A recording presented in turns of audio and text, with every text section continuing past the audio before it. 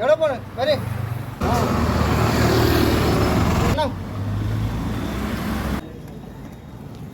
ചേട്ടാ ഇപ്പം പണിയൊന്നുമില്ലേ? എനിക്ക് ഹോട്ടൽ പണിയാണ്. എനിക്ക് അതല്ലാതെ വേറെ പണിയൊന്നും അറിഞ്ഞുകൂടാ. യുദ്ധം തുടങ്ങിയതിന് ശേഷം ഗ്യാസ് ഇല്ലാത്തതുകൊണ്ട് മുതലാളി കട അടച്ചിട്ടിരിക്കുകയാണ്. വേറെ ഒരു നിവൃത്തിയില്ല. നാളെ പെരുന്നാൾ, കയ്യിലാണെങ്കിൽ 5 പൈസയില്ല. മക്കൾക്ക് ഇതുപോലെ ഇറച്ചി വാങ്ങാമെന്ന് കരുതിയാൽ അതും നടക്കൂല. യുദ്ധമൊക്കെ മാറും, നിങ്ങൾ സമാനപ്പെടി.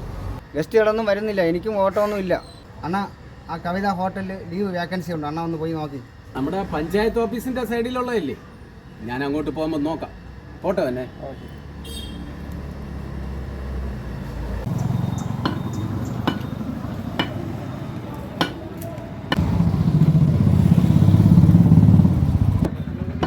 ആ നസീർ കാക്കേ, പെരുന്നാളായിട്ട് വന്നതായിരിക്കും.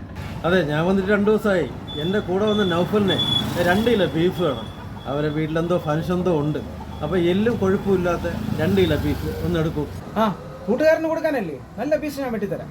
ഒരു 5 മിനിറ്റ് വെയിറ്റ് ചെയ്യണം. കയറിയിരുന്നു.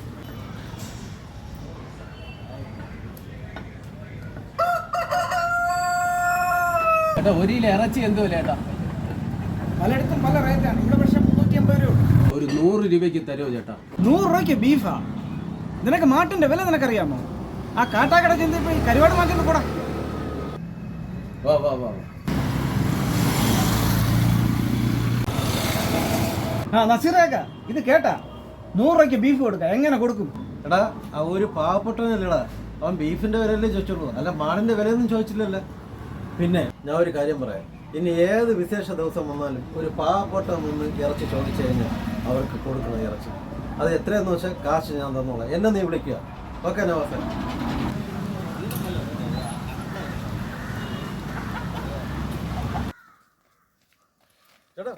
ചേട്ടാ ആ കടക്കാരൻ എന്തെങ്കിലും പറഞ്ഞിട്ടുണ്ടെങ്കിൽ ക്ഷമിക്കണം ചേട്ടാ.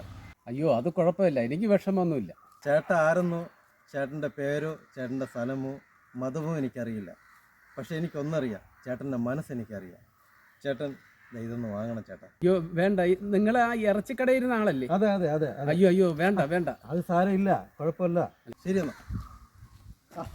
പിന്നൊരു കാര്യം, എൻ്റെ പേര് നസീർ എന്നാണ്.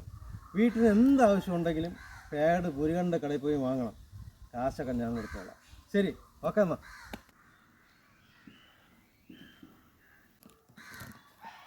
ആ മക്കളെ, പെരുന്നാളിനുള്ള എല്ലാ സാധനങ്ങളും കിട്ടി മക്കളെ. ആര് തന്നെന്നാ? സ്വർഗത്തിലെ ദൈവം തന്നു മക്കളെ.